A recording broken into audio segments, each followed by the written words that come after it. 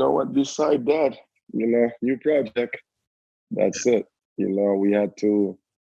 I basically had to adjust to the new life we're gonna be adjusting to for the next few years. So Fuck, it's that tough, man. COVID thing. I think 2020 caught everyone off guard a bit. Exactly. It's crazy. Fast. How's the family? Family's good. Don't complain. You know what? The good thing with COVID is I had a chance to spend time with the family.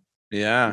Usually you're out there at 5 in meetings everywhere. You gotta run everywhere. So with the COVID, we had time to spend with the kids. So it's a good thing. You know, because I spoke to a lot of people and they're like, oh, fuck, I can't, I can't wait to get back to work. And this is crazy. I'm home all day and they couldn't. I think you're the first person I speak to that actually saw the positive in this, spending the more time with the family and taking advantage of time that, you otherwise wouldn't have. Right. Boy, I needed it. The last few years have been tough for us. Yeah. Especially if I'm talking about myself and the organization that I represent. When you left, board meetings, you know what it is. You know that lifestyle. So when you're running everywhere all the time, so at the end of the day, you got to see the positive in it. I always try to see the positive out of the bad. But spending time with the kids, they were happy. Obviously, I couldn't do everything that I would love to do, but you adjust. So. No, guaranteed. Right. And I know it's hectic, man. And we're going to talk a little bit about what you do, and also a little bit about what's going on, because you're obviously a person that is well involved with the Black community. But it's good to have you on. Honest, first of all, it's good to see you because it's been a long time, and I've said this in other episodes as well, especially when I have people that have a similar. They have similar work that you do, and I love the fact that you guys accept to come on, because this is exactly why I created the podcast, to bring forth the people that are kind of hidden in the background, that nobody really knows, nobody really sees, but that are contributing greatly to the communities and to society. And man, I'm grateful that you accepted the invitation. Thank you for having me. You call, I'll be there. Obviously there's a relationship there, we know each other for a while, and I know if you're doing this, you're doing it for a good cause. Yeah. So, well, I'm not sure if it's a good cause. I mean, it's good. I think it's always good to to expose these individuals to the public. I think it's important, the work that you do. And I got to see it firsthand, and I think that there's a lot of value that we can bring to the community if they know exactly what is happening and who's behind it, right? But yeah, we go back a while. I remember meeting you almost from the first days that I started working in politics. I mean, you're in charge of a pretty important organization in Park Extension, the Loisirs du Parc. And we're going to talk about that, but we do go back. We do go back a while. Yeah, we're younger though. I didn't have no beard. We're much younger. Neither did I. Neither did I. But the beard came just out of laziness. It's COVID that did it. Yeah, tell me a little bit. Let's talk about Loisirs du Parc, in case some people have been living under a rock and they don't know what this is. Let's tell people what the Loisirs du Parc is. Loisirs du Parc is a non-profit organization based in Parc-Ex. I think that the Loisirs du Parc saw days in 1996 with the city of Montreal people and basically all the different organizations like PYO in Parc-Ex. They put together this organization just because we didn't have no gym, we didn't have nothing back in the days in Parc-Ex. The only gym we had youth had access to, was Lucien Pagé. That's when the schooling needed. So when the immigration, the building we're located 419 St. Roch, which we call William-Hingston Complex, which also the old William-Hingston High School back in the day, was empty. With Bill 101, when English School Board got abolished, the city took that building and renovate the gyms and everything, and they built Loisirs du Parc. This is where we're born. So I started slowly by working as a security there when I was younger. When I was in school, CJ University, I went there. I actually worked there. Slowly, surely, I grew up, and right now I'm the director. The main thing we do is we have a contract which we call a convention with the city just to take care of the building. And in this building, we all know we're fortunate enough to have a library, 15 different non-profit organizations offering all different kind of service to the population. We're talking about food banking. You have the biggest non-profit organization in Park XPYO, who's also doing great work. There's multiple other organizations that I don't have in mind now, but are very important to Park X. They're all located in that building. And there's a library, I said it, there's a pool, and there's a daycare. So, and there's French classes for the new arrivals. So if you're an immigrant and you come to Park X, this is the building you want to be, because that's where all the service probably are, where are, you're going are to end up. offered. And it's a building full of life, right? There's so many things going on in that building. Obviously there's the school committee, the school board that still has, I think, the top floors where they teach French. Um, Right. and then you have everything else happening there. It's pretty much the epicenter of anything that has to do with community organizations in Park Extension. Of course, there's more all over the territory, but primarily it's at the William-Hingston Complex. And when you started this, Loisirs du Parc existed already, or they took you on from the beginning? No, we didn't. We in 2001 is basically when the immigration left. That's when we took over the building. Like the city took over the building just to bring every organization in one building, because they were everywhere in Park X. You had Yeah. organization on north, south, whatever. So they needed a place for them. So they brought in everybody in 2001. It happened in 2001. So. And that's when they put you in charge? That's what that's what we won, what we call a bid. Like, since we're in the building since 1996, we're the only organization was there since 96. So it made a little sense just for to take over, just because we knew the building. Mm-hmm. And it was last minute. So when the deal happened, I remember like the city was looking for someone right away to take over, and we were there. It made sense. So we grew, we learned from it. Obviously, we're very happy that they chose us.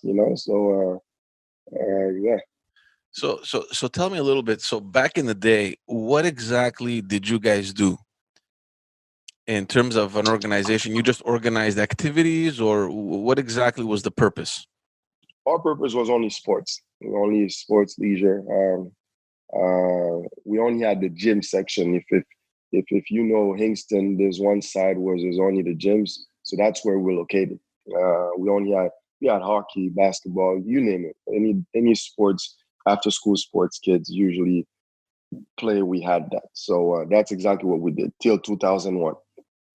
After 2001, we grew. We have we had access to auditorium. We had access to different rooms on the other side where, first of all, the people, the citizen could use to rent, to gather, to have their little meetings and stuff like that. So we kind of grow as a musician. Like we have a bigger purpose now. We're in charge of the entire security of the building. We're in charge of the entire maintenance of the building. So that wasn't the case in 1996. That Mm-hmm. happened in 2001. How did it start for you, like to get involved socially? I mean, obviously you're an integral part, I think, of the community in Park Extension. How for you did it start? Where did it click for you to think that I want to get involved in my community? Yeah, it's funny you asking this question, because there's two people that I know well. One of them that just passed away, Nick Skamunzos. Yeah.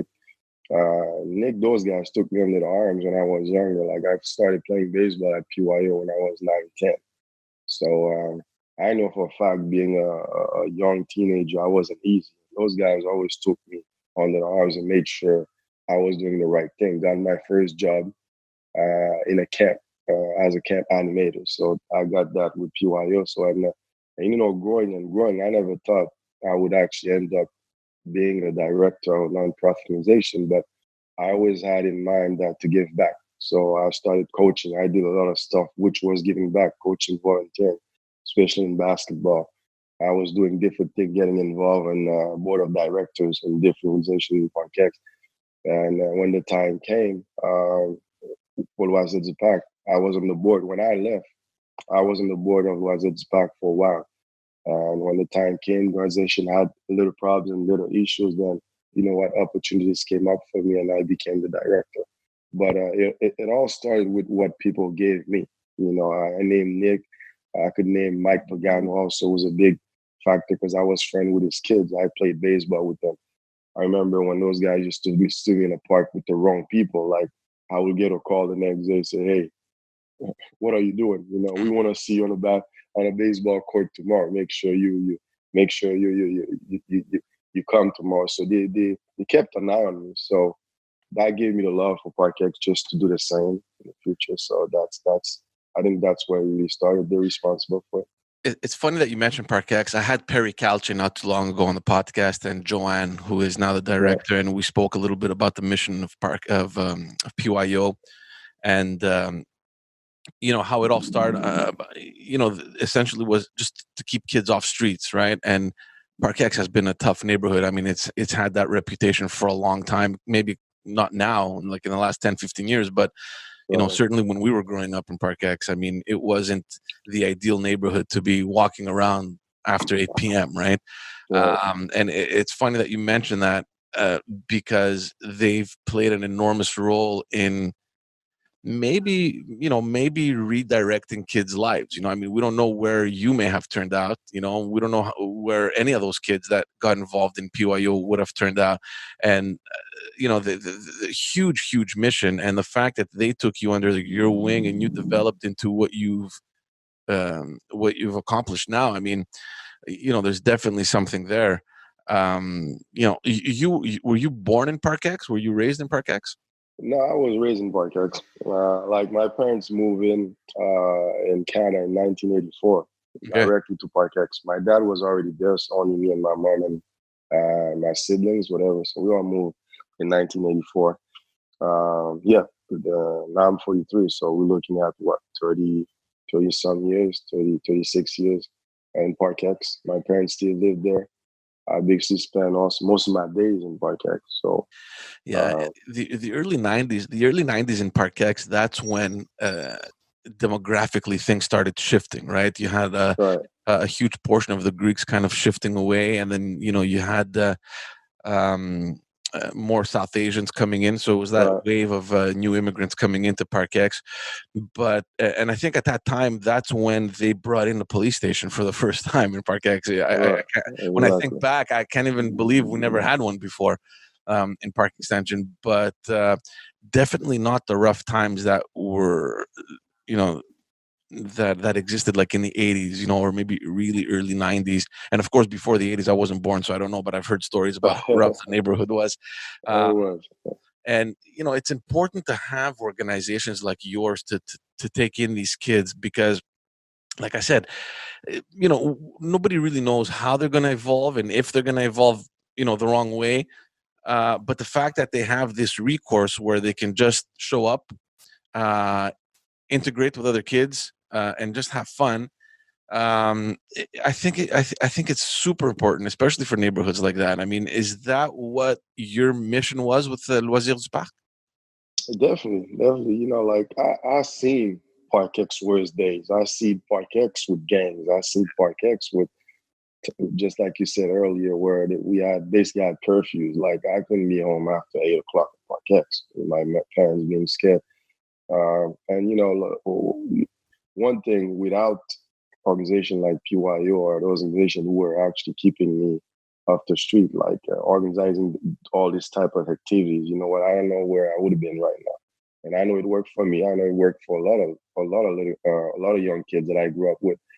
So it's not basically me. So I think the credit, we also need to give credit to a lot of people, like, because yes, you got a non-profit organization, but we also have a lot of leaders in Parkex that fought for this cause. Sometimes you got new organization that comes in Parkex, people who weren't even there that don't know the history. You're talking about Mrs. DeRoss that put in extra, work a lot to get that building for us. I know PYO was a big factor. Nick and Mike, like, I know they went to bat with the city to get this building right now, Hingston. So non-profit organization are very important, especially in the situation that ParkX is right now, where it's basically a neighborhood where new arrivals, that immigrants comes in, integrate themselves. So we need to be ready.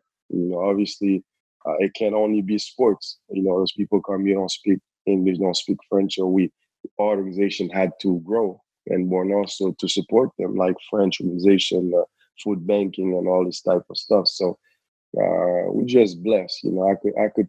It's not always perfect, but you know what? I'm just happy to be part of it. And like I said, a lot of people deserve the credit.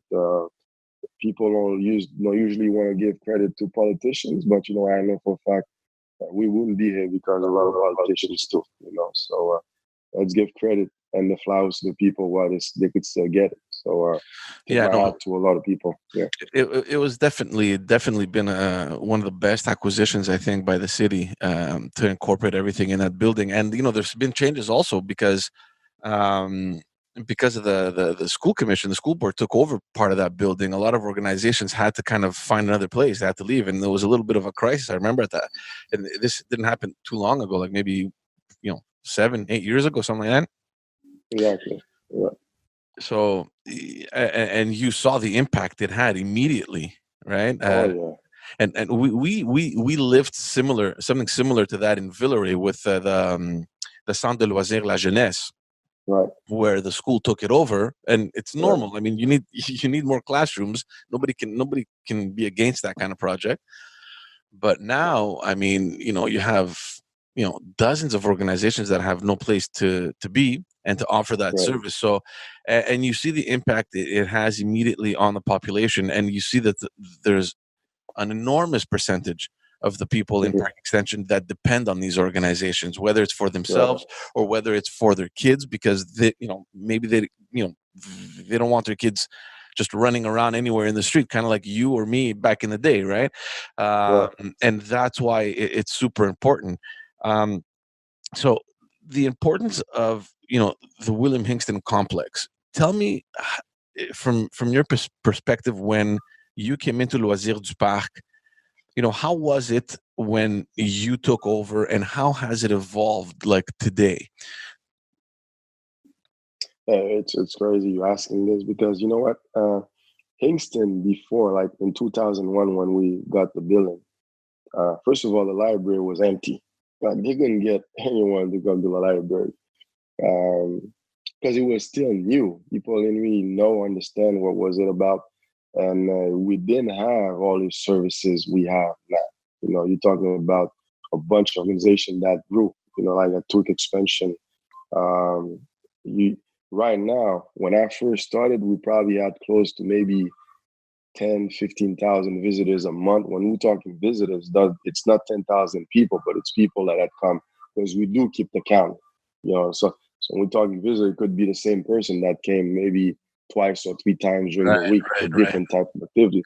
And now that we're talking about maybe 3, 4, 5 times this number, just because of all the gatherings, the auditorium, and all the South Asians parties going on in the auditorium, sometimes with 500, 600 people, like on a weekend. So this building has become the center, not only for youth, but now back then it was only about the youth. It was keeping those youth busy through sports to different type of activities.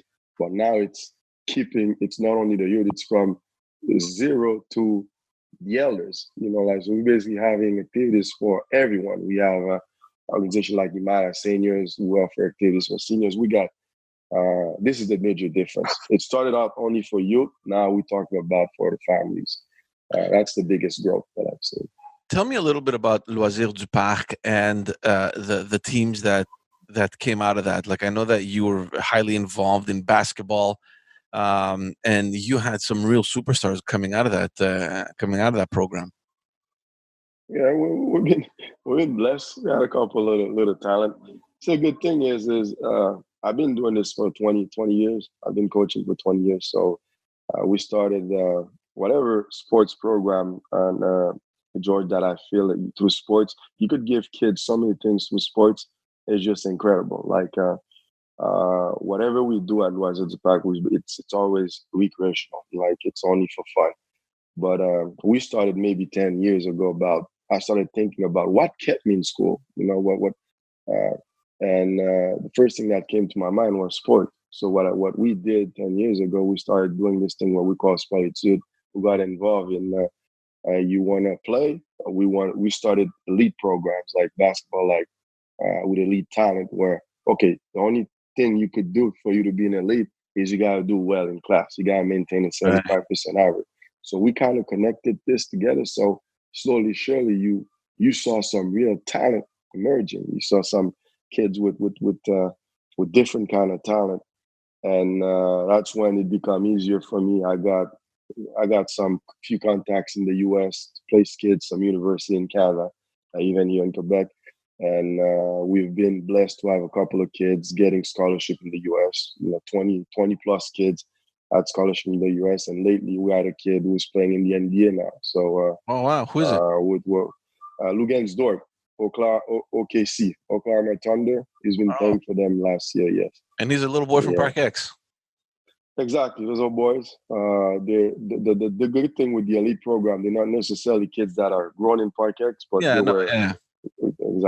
Yeah, but they represent Park X. Wow. Do any of these kids come back? Like, do you hear from them?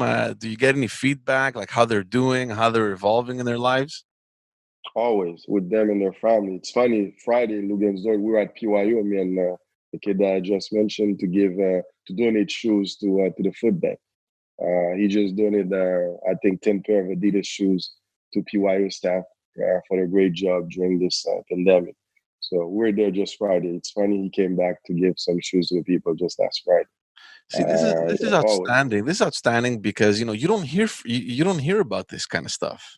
Like nobody knows. I mean, if you're not there to announce that, look, we have an NBA player that came through Park X through our program, that he excelled in his studies, and he managed, to gain scholarships and move into the NBA. I mean, these are enormous success stories coming out of Park X.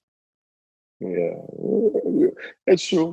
Like one thing that we don't do, we don't actually publicize a lot of the things we do. I always get the blame.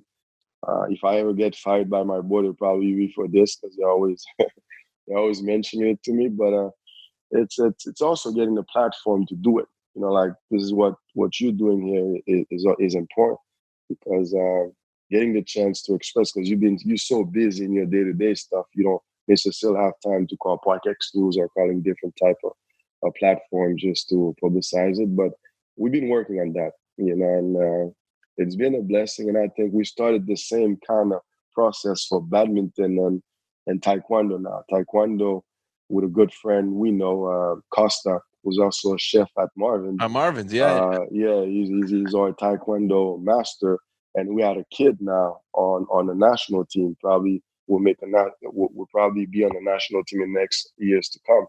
He's training with the national team. So those are stories people don't know. But you're talking about a person who I just met, who I knew at Marvin. Just hey, listen, I want to get involved with you. And what do you do? Oh, you don't know I'm a taekwondo black belt master? Oh, yeah. Everybody knew him as a cook at Marvin's. Yeah, exactly. So we got together. He's been there for 10 years, doing a great job. So those are the story people don't know. But he's a man, his wife also very involved, and they're giving back. We're talking about close to 30, 40 years every semester.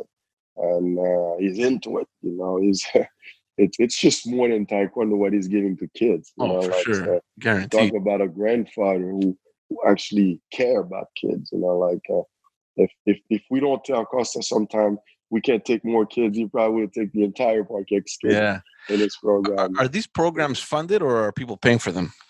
Yeah, they're basically almost funded. We talk about $40 for 8-10 weeks of program, which is nothing. It's nothing. Exactly. So it's not much. Obviously, we've been hurt past few years in terms of funding.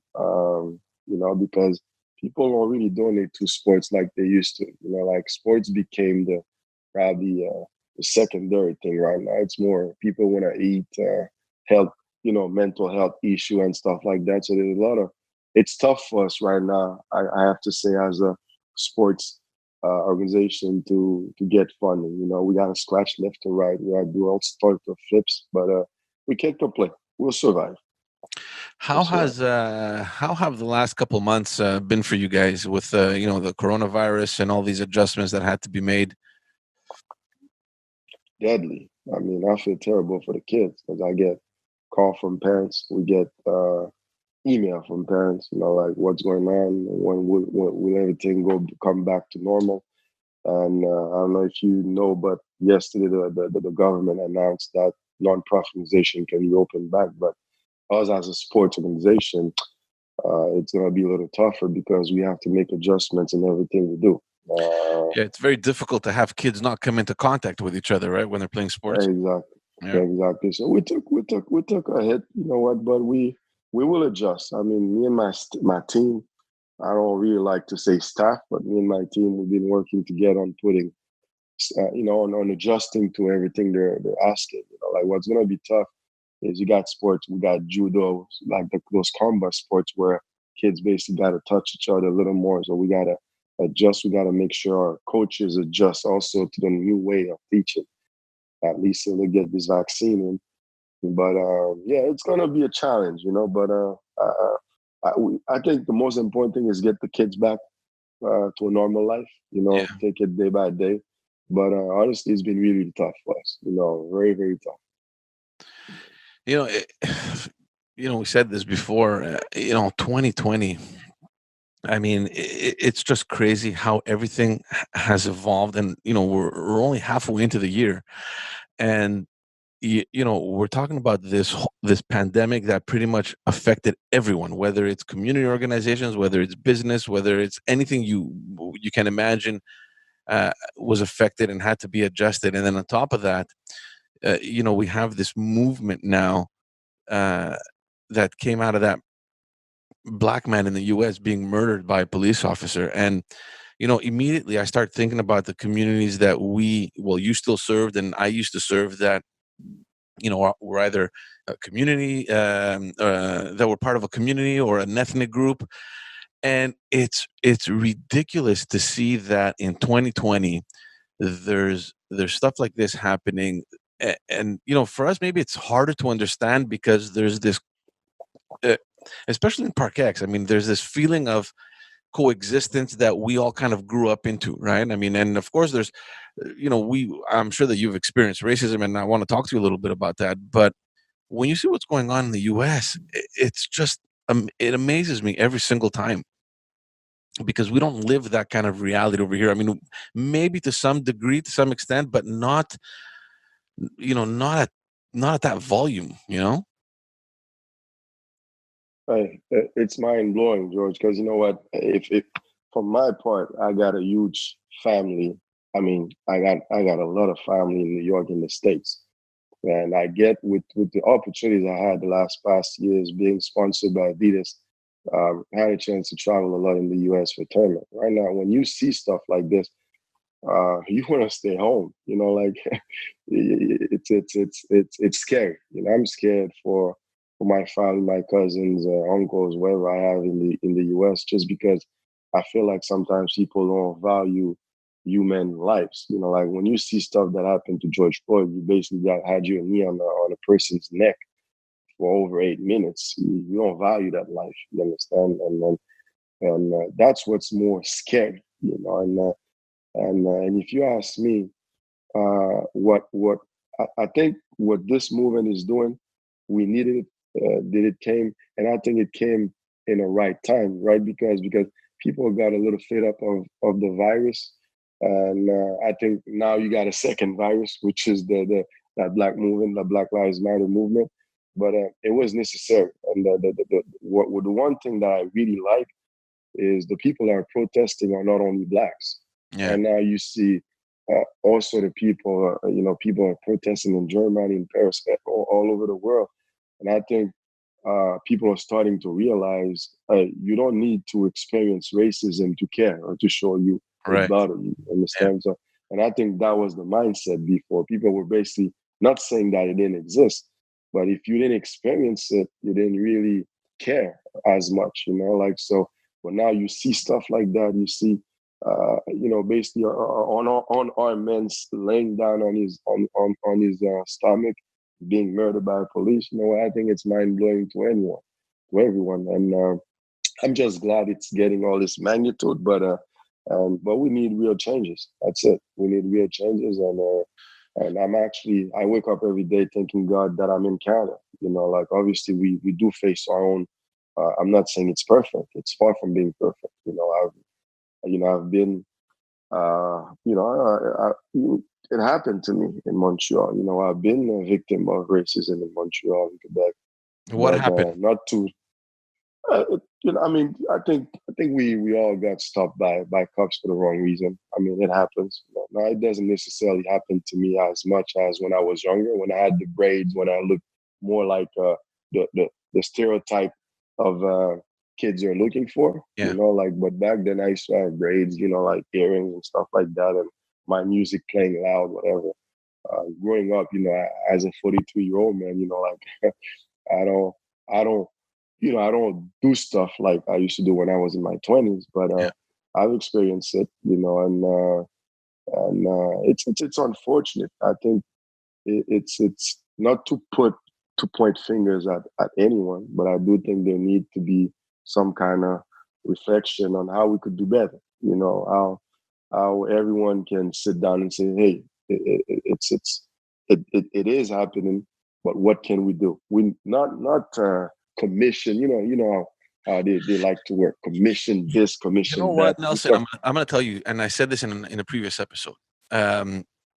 Last year, at the end of the year, there was this independent committee in the police, in the Montreal police, that came out with mind-blowing statistics. Okay, over you have people from the Black community, Aboriginals, the Native community, and I think South Asians or Arabs that are much more susceptible, like 4 times more susceptible to being stopped by the police than the white people. And this is factual. I mean, they looked at their data, and this is what they came up with. And they still refused to say that there was systemic racism, And now it's ironic because the mayor of Montreal came out yesterday and she said, yes, we do have systemic racism. Politics, and I know this firsthand because I was involved in it. It's I don't want to say this, but it's dirty sometimes. I mean, what is the political gain or the political loss in you not coming out and accepting this like last year? Why couldn't you just accept it last year? Now that it's become this trend, right? Now that it has become like this global movement, you have everyone coming up. You have the Prime Minister of Canada coming out, mayors across the country. Suddenly everybody cares, right? But when you have a factual report in your hands, what happened there? And this is what frustrates me because it's not long ago. I mean, this is last year in October it happened. And this is your own police force telling you this is what's going on. Nobody's calling it as it is, but you're also kind of closing your eyes and saying, well, look, if they're not calling it systemic racism, I'm not going to call it. I'm not going to touch it, and suddenly now everyone is, everyone is sensitive to the issue, There's a little bit of, hypocrisy in this, and this is what's frustrating because when you look at your leaders for guidance, and it's fine now because everybody's waking up and okay, I guess it's better than nothing. But when you're looking at your leaders and you're not getting what you should be getting, there's questions to be asked, right? I mean, what if this movement hadn't happened? What if George Floyd hadn't died? Nobody would be looking into this. That report that the police came out with, it's not the police, it's the independent committee within the police that came up, it would have gone straight into the garbage. It would have gone straight into the garbage, right? And this is what's frustrating because we, like you said, there is change that needs to happen. And, I can't be more frustrated than you can because obviously I haven't experienced as much racism or hatred as you have. I have been on the end of certain people that can't pronounce my name. We've worked with community groups where their kids can't get jobs, or the parents can't get jobs because of the name or because of the color of their skin. Like, we've seen these things, right? And it's frustrating. I don't know what kind of change has to happen. And what worries me, Nelson, is that everyone is just mobilizing now that the issue is still hot. What happens when it starts dying out?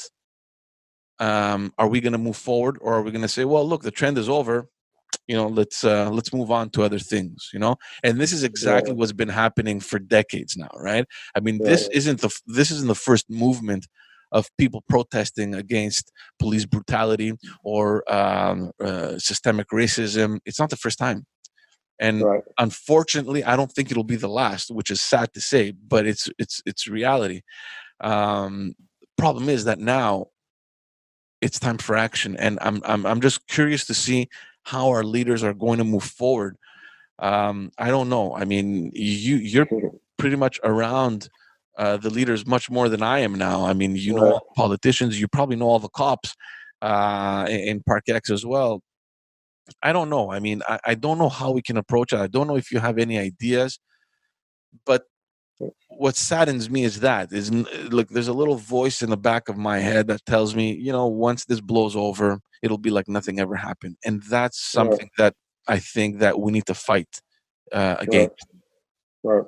Hey, you're totally right. Like what actually uh, hit me is, first of all, for our prime minister to actually saying that systemic racism does not exist in Quebec. That actually, Yeah, if he if doesn't want to. He if doesn't want to. He doesn't want to touch it.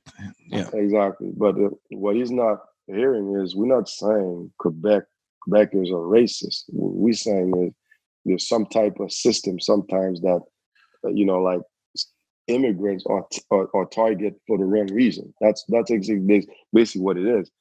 But you know what, Georgia? You know what's actually hitting me? I might be optimist is because I don't know if you notice. It's you talking about a lot of young kids now getting involved in this movement. Like back in the days, like 15, 20 years ago, it used to be a little bit. People were much more older. What I see now, even in the U.S., you're talking about young NBA stars. Like a lot of them are like basically 22, 23, are getting involved in this movement.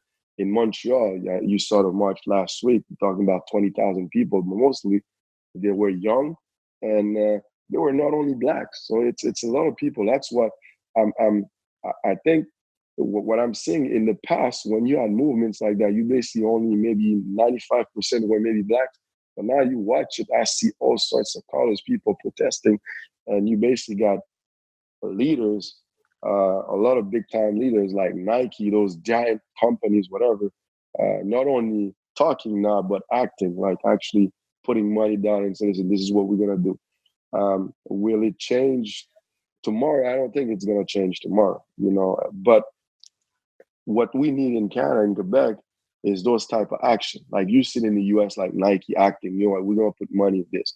What needs to stop happening is for a mayor to say, oh yes, it exists. But just like you said, yeah, the report, and I've been part of that report because they met us. They met nonprofit organization group. It's we need action. What's next? And what I'll tell the people, especially the Black community and the people that support the movement, next year is an election year. Let's not forget. Let's not go for any promise. If we want to vote for someone, it has to be because action were made. We still got a year, and that I think that's what needs to happen. People need to understand sometimes the person you need to vote for is not necessarily the person who you actually who actually speak the better, who actually run their mouth better. And so, I mean, people are going to bring real changes. Action. We need actions. Understand? Like, um, I think most of the time people vote for emotion, but they're not necessarily using their platform or their heads to vote on what's actually the best for them.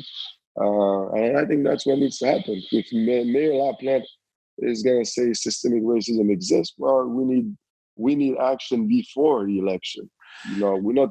I'm not going to wait For instance, if I lead a group, I'm not going to wait for her to promise something when I get reelected.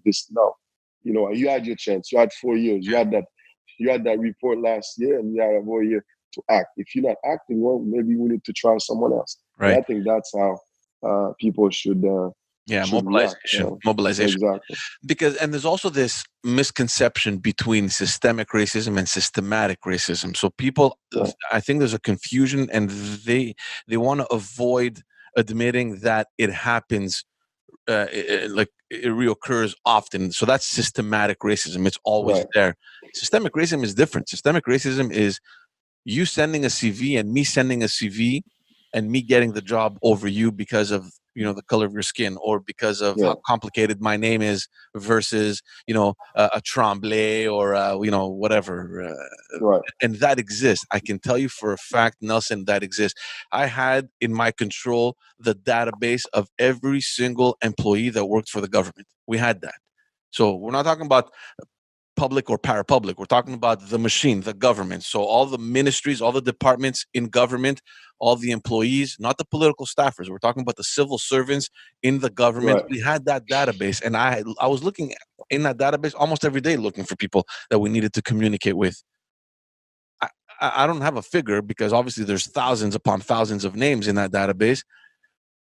But I can tell you that it was very rare that I fell on a name that was that belonged to like a diversity, and it. I mean, you read the names, Yeah. okay, this person is in white Catholic Quebecer, francophone. Right. Like I mean, we're not dumb. We see the names, like if you read George Right. Santrizo's, you know that Exactly. either you or your parents immigrated here. I mean, it's Right. not rocket science, and that's where the problem lies. That's where the problem Right. lies, because if you don't open these opportunities to our cultural communities, to the diversity groups, to our ethnic communities, then how can you show the example that you actually care? Right. And one action that was suggested, I can't remember who it was, and they brought the example of Jean Abel. Jean Abel was a very young MNA. He was elected up in Laval. He lost the last elections, but I think he was one of the youngest ones in the Liberal caucus, and he tabled a bill to force big corporations and crown corporations to automatically open up. I can't remember what percentage was in the seats in the board of directors to youth. So they had to absolutely bring in someone on the board of directors that I think was under the age of, I don't know, 40 or 38, or I can't remember what the age was. And he did that because that was his motivation. He was there because he wanted to promote youth, right? And his bill passed. And now large corporations and crown corporations acting in Quebec must have young people sitting on the board of directors. Why can't we do something like that with people, from ethnic groups or from, that come from diversity? This is going to be one major move. Why not? Why not Yeah. impose that your board of directors has to have someone that has either immigrated here, and we're not talking about just find anybody. There's a lot of competent people in the Black community. There's a lot of competent people in all ethnic communities Right. in Quebec. Well, why not make that kind of change, right? And you show the example. I mean, and you have been working over 20 years in putting kids in the right path. But at some point, when they reach an age where they're independent, you don't have the control. You don't know what they're going to do. I mean, you're Right. there until they're like 16, 17 years old, somewhere there. Right. After that, you're on your own kind of thing. And you just hope that you did the best job that you could do possibly to keep them straight, right? Right. But at some point, if these kids don't have the mentors, whether it's in Right. politics, whether it's in business, whether it's in the education field, whether it's in anything to kind of Right. look up to, I think that's where we may lose them, right? And Right. I don't know. I think that's something that, and I'm not the one that thought about this. And this is something that people have been discussing for years, but nothing has been happening. Right. You're right, and it's funny, but this is when a kid comes from my program, or when a kid comes from organization, we actually pushing, like, I don't know if you know, but Parkex, like me as a director, I hire, like 90% of my employees are Parkex people, and I don't really pay attention to experience and stuff like that. Just because in my mind, if I represent Park X community, if I don't give them experience, who's going to hire them? Exactly. Like at 16-year-old who goes to Lucien Pagé, who never worked a day in his life, and he's applying for a security job. Listen, he doesn't necessarily to be 6'5", 225 pounds to be a security, at the center. But I'll give him a year or two of experience for him to get something better. And in the past, we've had this. We had a bunch of people work at maintenance for us now who are working for l'Office d'Habitation de Montréal. Now they have very good jobs, whatever. They've been there for the last 10 years, and that's what we do. But like you said,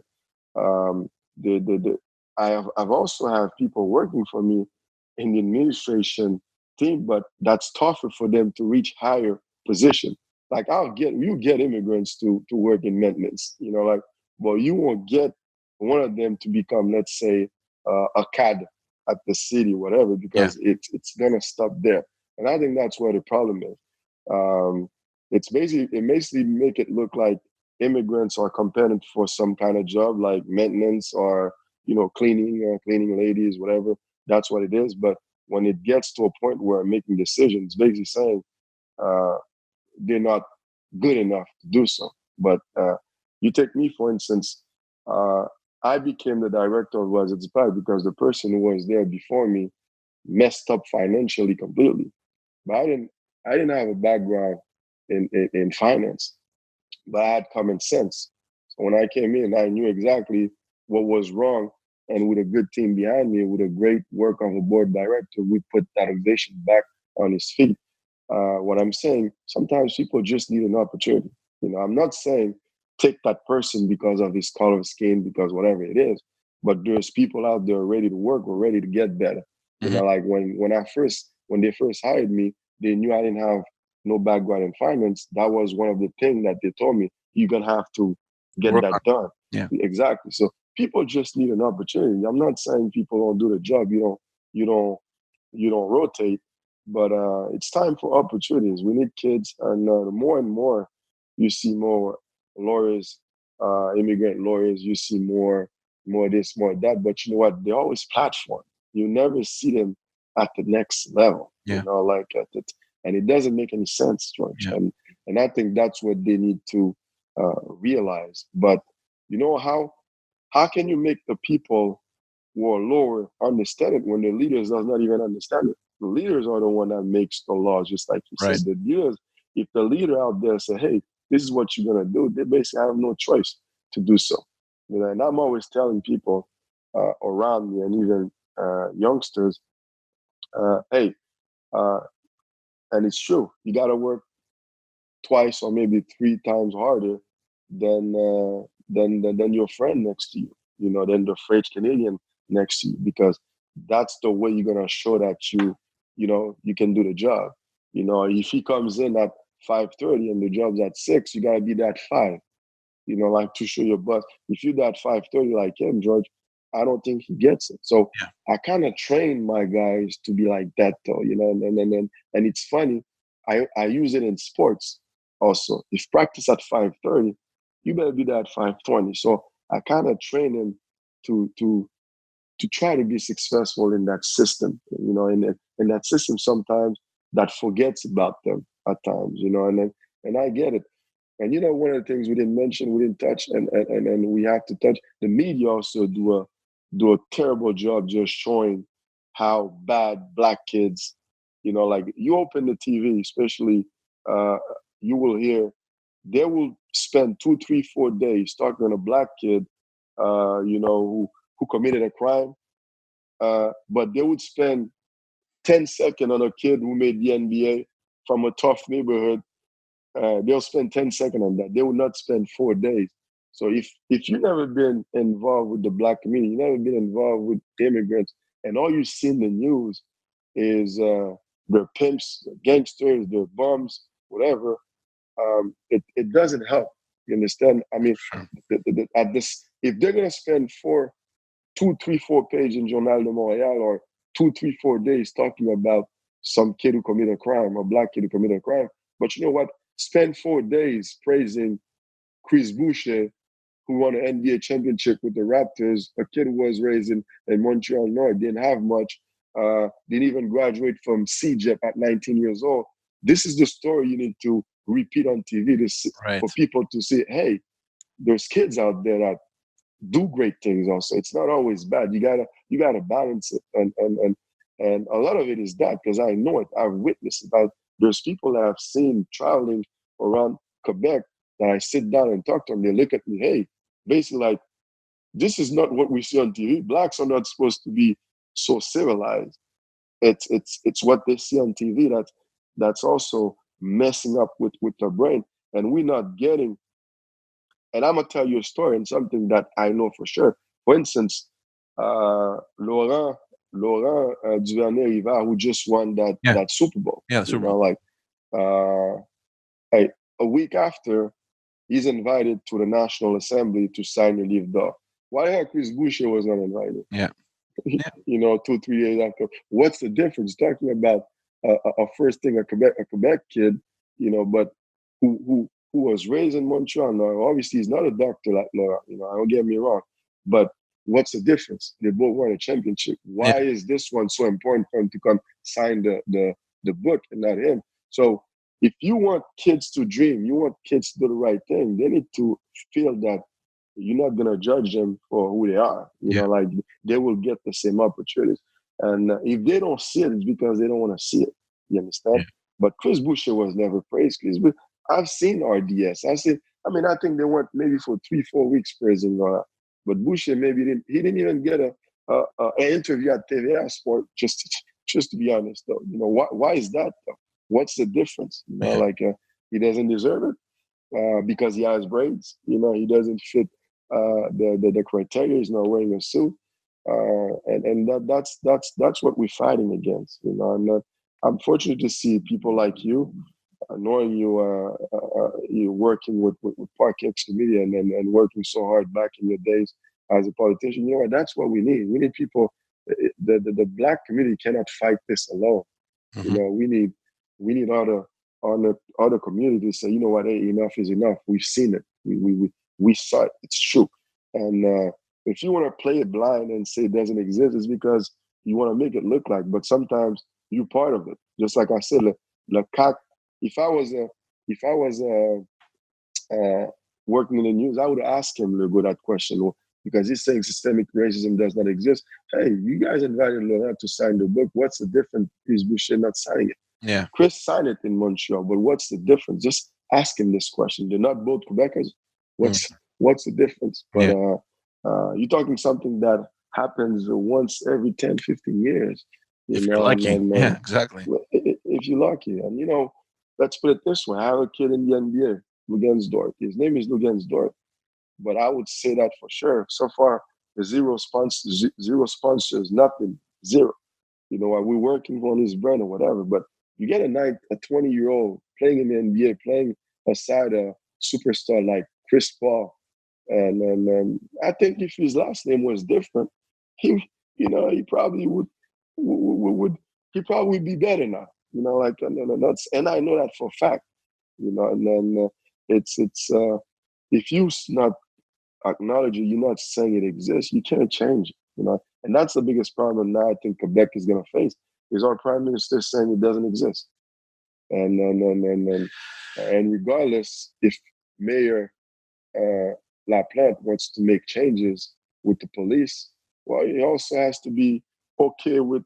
It's got to come from on top. It's got to come from the top, because if the leaders on top are negligent, or if they close their eyes to the reality, it trickles down. It trickles down. And like you said, these are institutional changes that need to be made. And, you can't make that. I can't do those changes. The mayor of Montreal can make those changes. I mean, everything has to happen at the top tier. And I use that example of Jean Abel, that he made that change for the youth so that they can have these opportunities in like the top of the top positions. Why not have that for our ethnic communities and the people that are from diversity or from different races? And it's not complicated. It is not complicated. It's just not happening, right? And I don't know. I mean, we do have leaders in parliament that are Black. We have leaders that that are Aboriginal, that are from all sorts of different ethnic and cultural backgrounds. What happens? Right. Like, what happens when you put your feet in parliament that makes you go blind? And I don't want to judge anyone because I know a lot of them personally, Right. and I know that they probably have a lot of other things going on. But this is the moment. This is the Right. moment where you need to step up and just take the action and make concrete change, right? Like you said, I mean, yeah, it is an election year. And I'm optimistic by nature too, Nelson, but I got to be honest with you. I have this sickening feeling that when the tide will drop, when the tide will come down, it'll be like nothing happened. And it's a Right. shame. It's a shame. It's a shame because if this is what it takes to make the changes, then just do it. You know what I mean? Push forward and make these things happen. I don't know. I mean, we'll have to wait and see how that evolves. But Right. there's very little I see from our leadership. I mean, like you said before, there's a lot of words. Yes, we recognize it, and probably the Prime Minister of Canada is going to shed a tear and say sorry, like Right. we've seen him do. But what are we doing concretely? This is the time to act. I don't know. I mean, you have kids. What do you tell your kids? How do you prepare your kids after everything that has happened to face society? Like, what do you do to empower your children? You know what? It's funny you saying this. It's a subject that I rarely touch with my kids, and the reason why, what I'll actually tell my kids is how much better they have to be successful. I challenge them to never find any excuses. I Hmm. challenge them never to let anybody judge them or put them down. But because I think that's what it took me, George, to be successful. Like I've been accused for the wrong reason. I've seen it. I've witnessed this even in the system the way it is. Even as a director of nonprofitization, like some of the stuff that happened in the past made me realize maybe it would have been easier if it was someone. So what kept me going was like I never accepted no one to bring me down, and that's what I bring.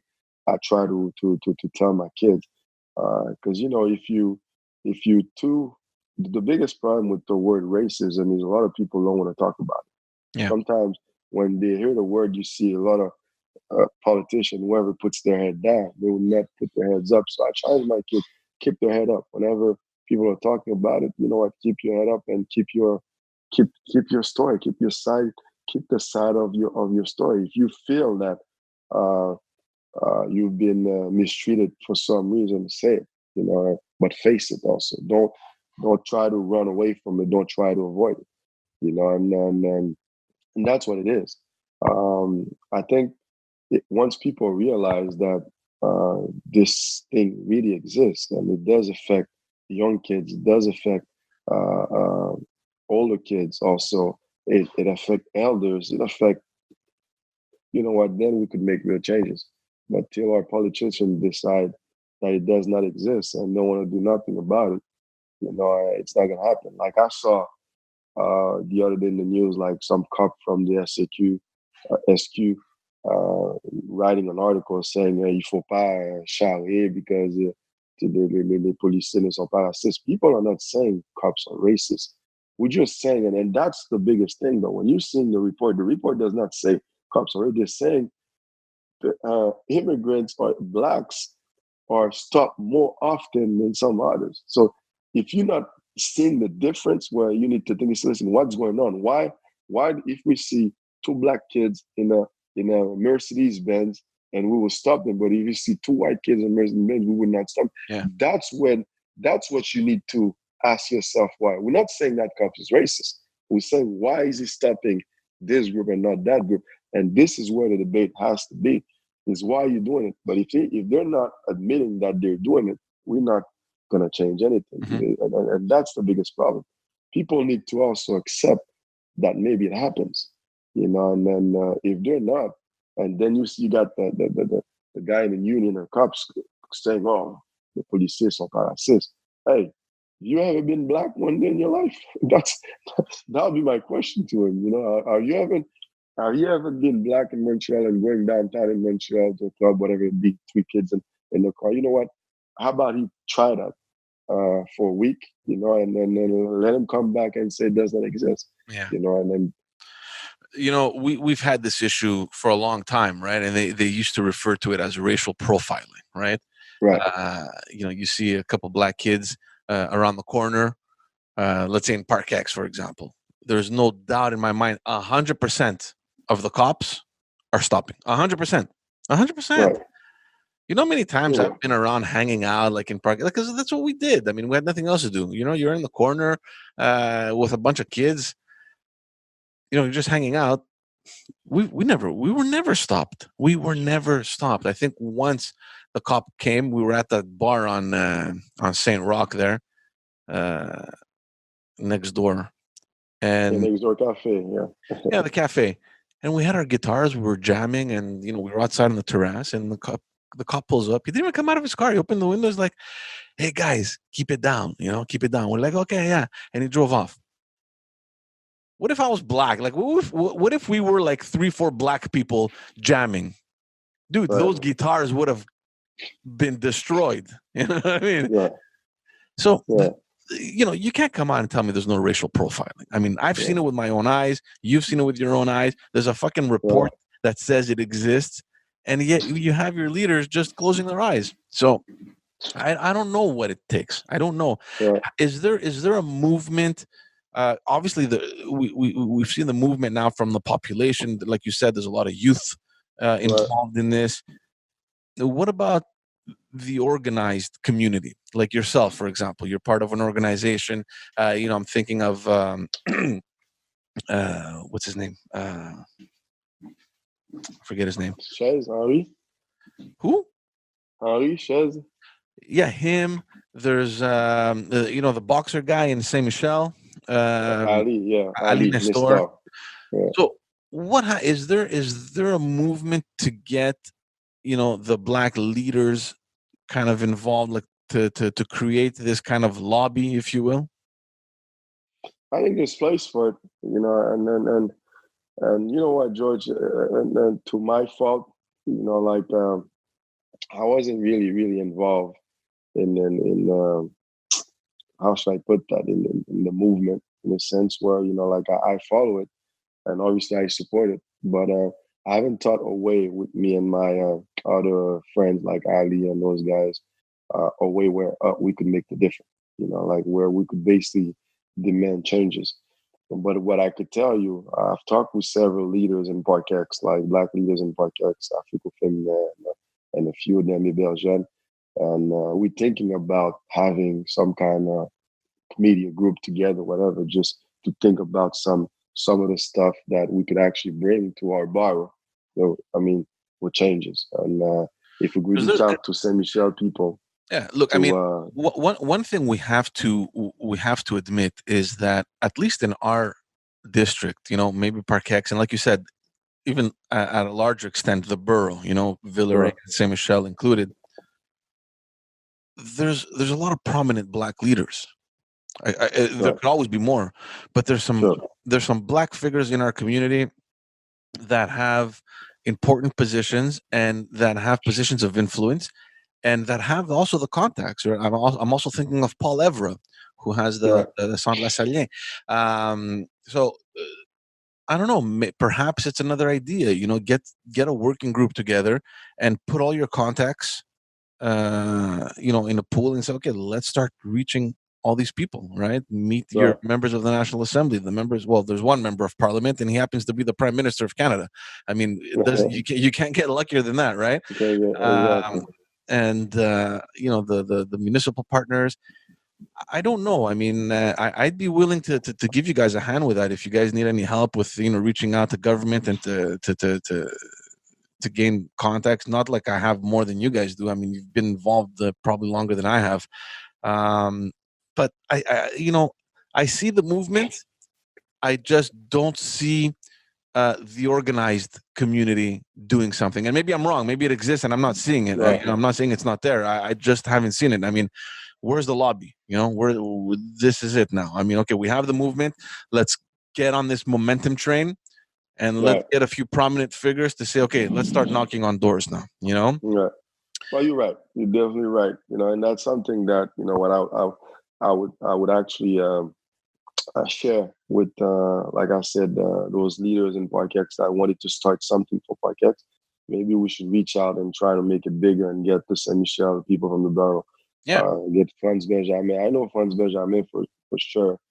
Oh, he'd be Did on board right away, and he sits in did Parliament too, right? So I exactly mean, he's a key, he's obviously a key player in this. exactly. But there's something obviously to do to be done there. For sure.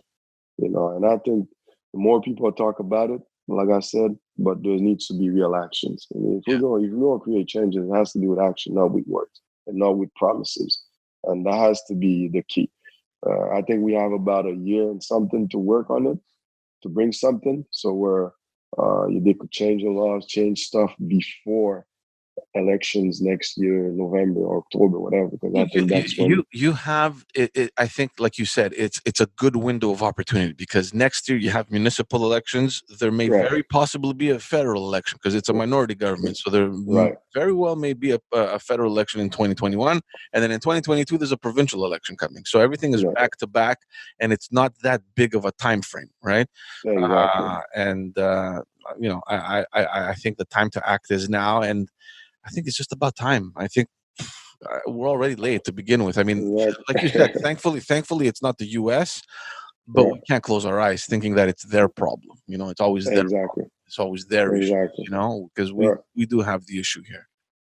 We do, and then it's important to have the platform to talk about it. Really happy you brought that subject, and I had a chance to be on your podcast today. But that's what it is, George. If the more we talk about it, the more we exchange about it. You see, for instance, I could see this matter really touches you. You know what? But when people are trying to avoid it and don't really talk about it, it doesn't help. The more we talk, the more parents educate themselves. The more I get, for instance, if 10 people who didn't really see it, like watch your podcast, the more 10 people who didn't really, hear a black person explain himself how he feels about it. I guarantee you, if it touched 10 people only, it makes a difference, to educate themselves. I witnessed stuff like where, you see, you gave the example in Parkex. I was on my parents live on Outremont and Ogilvy, and we're on the porch one day, me and 3 friends. It was actually Thanksgiving, a Monday Thanksgiving, maybe 6-7 years ago. So we're on the porch having a beer, and like the same police cop passed by and stand in front of the porch like 3 times in a row. He did it. Then there's and at some point he came a 4th time, but he parked his car maybe 100 meters, away from the house, and he stand there.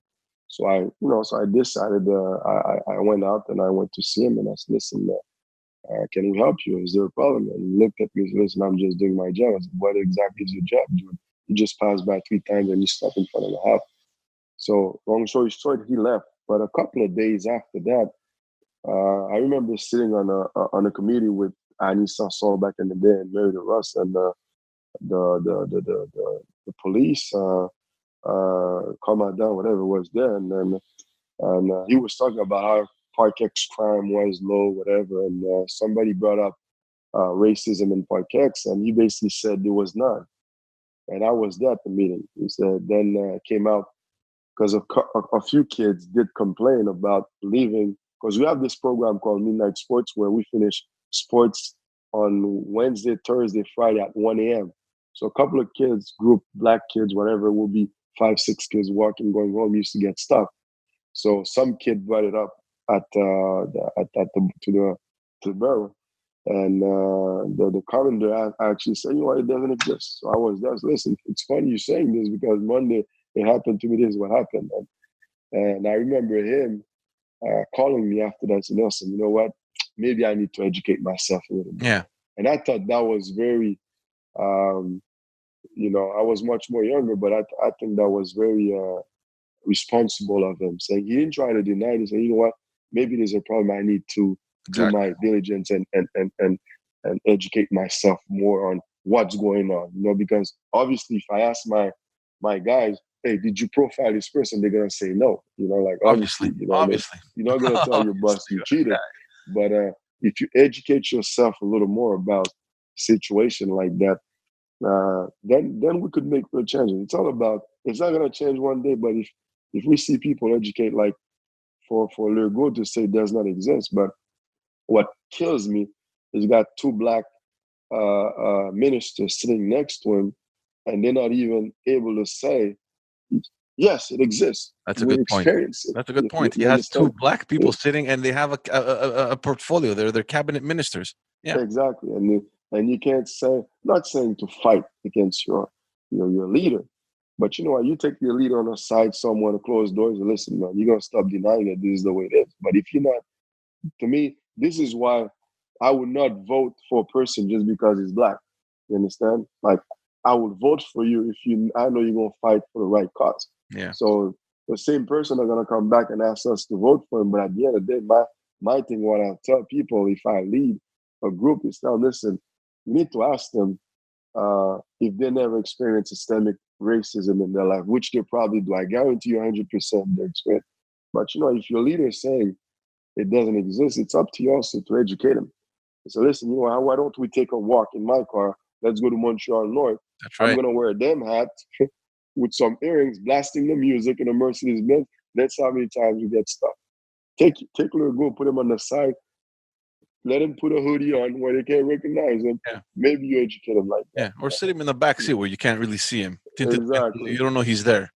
Yeah. Exactly. And put two black guys in the front there driving. Yeah. And let's see. All right. Dude, I appreciate your time. I know that you're busy. I don't want to take up too much of your time. Thanks, man. First of all, it was good to see you. And it was good to have this conversation. It was good to have this discussion, to bring these things out in the open. And look, man, you know that whenever you need, let me know. If there's anything I can do to help, I'm there for you. And I appreciate it, man. I appreciate your time. Hopefully when this whole crazy pandemic thing is over, we can go grab a beer or something. Hey, in front of your parents' porch. In front of your parents' porch. You know what? Thanks for having me, man. First of all, I was actually happy when you called. Like I thought you just call just like that. But for that podcast, let's do it again. Thank you for thinking. Yeah. It could have been. I know you got a lot of contacts also in the barrel. It could have been someone else, but you thought about me. It could be anyone you want, man. We will definitely do it again. All right, buddy. I'll see you soon. Ciao, buddy. Take care. All right, bro.